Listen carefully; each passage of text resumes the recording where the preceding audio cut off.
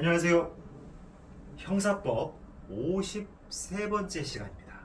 벌써 53번째 시간이네요. 시간이 참 빠르게 흘러가고 있는 것 같습니다.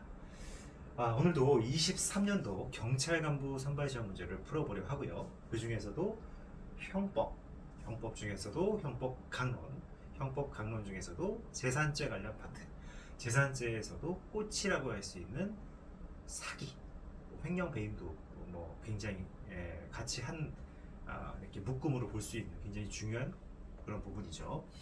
횡령 배임에 관련해서는 이제 어제 문제를 풀어봤고, 오늘은 이 사기죄와 관련된 문제 한번 풀어보도록 하겠습니다. 그렇게 어려운 문제는 아니었어요. 좀 예전 판례들도 많이 들어있고 좀 이렇게 쉬어가는 그런 문제 같아요. 그래서 오늘 문제 간략하게 풀고 마치도록 하겠습니다. 자, 한번 보시면, 자, 사기죄에 대한 설명으로 옳은 거 이렇게 보고 있죠. 첫 번째는 소송사기와 관련된 문제입니다. 소송사기와 관련해서 좀 지역적인 어떤 지식을 묻고 있어요. 법원을 기망하여 자기에게 유리한 판결을 얻기 위해 소를 제기하였더라도 소송사기죄의 실행의 착수를 인정하기 위해서는 소장이 소제기의 상대방에게 유효하게 송달되어야 된다. 자, 소장이 송달되어야 되는 게 반드시 필요한 부분인가요? 그건 아니란 얘기예요. 소장이 소제기 상대방에게 유효하게 송달되어야 한다. 이거 아니라는 겁니다. 송달될 필요 없어요. 송달은 소제기 실행의 착수를 판단하는데 유효적인 요건이 아니에요. 유효 요건이 아니라는 거예요. 그래서 이건 틀린 질문입니다. 그 다음 두 번째, 이것도 참 여러분들 많이 봤죠. 수입 쇠고기를 사용하는 식당 영업주가 한우만을 취급한다는 취지의 상호를 사용하고 식단표 등에도 한우만 사용한다고 기재한 정도, 사이즈 기망이 해당됩니다. 한우하고 수입 쇠고기는 가격 차이가 대단히 많이 나요. 그래서 이런 것들을 기망하게 되면 이거는 뭐 당연히 사기죄가 성립하는 겁니다.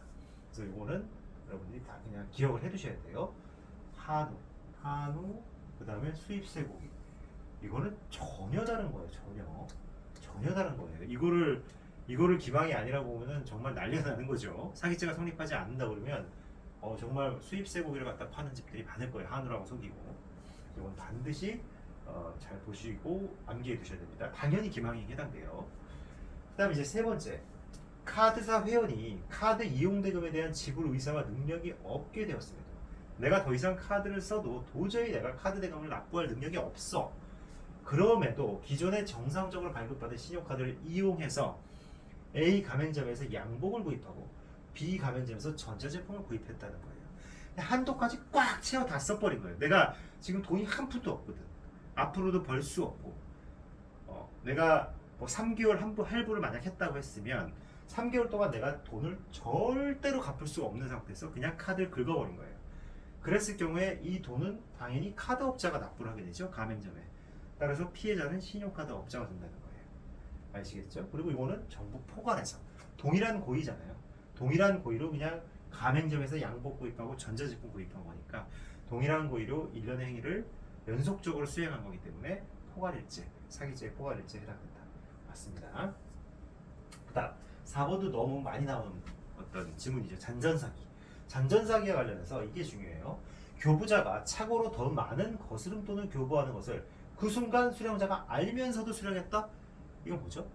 사기죄죠. 내가 이 거스름돈에 대해서 거스름돈을 이 교부자가 더 많이 교부했는데 내가 그걸 알아버렸다는 거예요. 그랬다면 나에게는 내가 더 받았다는 것을 고지해줄 의무가 필요한 거예요. 고지 의무를 불이행함으로써 결국은 이 사람의 돈을 내가 더 많이 취득해버린 거잖아요. 그렇죠? 따라서 이런 경우에는 사기죄가 성립이 된다는 거예요. 다만 다 받고 나서야 비로소 알게 됐다면 그때는 법률상으로 고지할 의무가 있다고 보기는 어렵고 이때는 점유이탈물 횡령죄가 성립한다는 겁니다.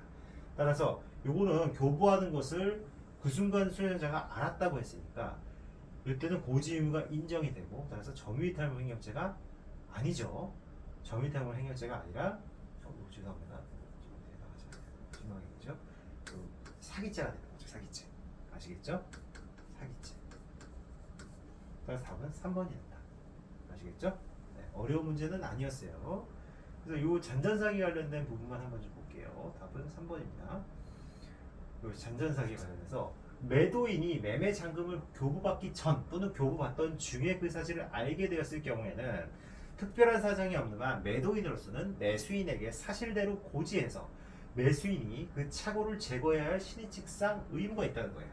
그 의무를 이행하지 않고 매수인이 건네주는 돈을 그대로 수령했다면 사기죄에 해당된다는 거예요. 그 사실을 미리 알지 못하고 매매 잔금을 건네 주고받는 행위를 끝마친 후에야 비로소 알게 되었을 경우에는 매수인의 착오 상태를 제거하기 위해 그 사실을 고지해야 할 법률상 의무의 불이행은 더 이상 그 초과된 금액 편취의 수단으로서 의미가 없죠. 따라서 교부하는 돈을 그대로 받은 그 행위는 점유이탈물 횡령죄가 될 수 있다는 거예요. 아시겠죠? 잔전사기에 관련된 판례, 아주 고전적 판례죠. 잘 기억해 두시기 바랍니다. 네, 오늘은 여기까지 하겠습니다. 감사합니다.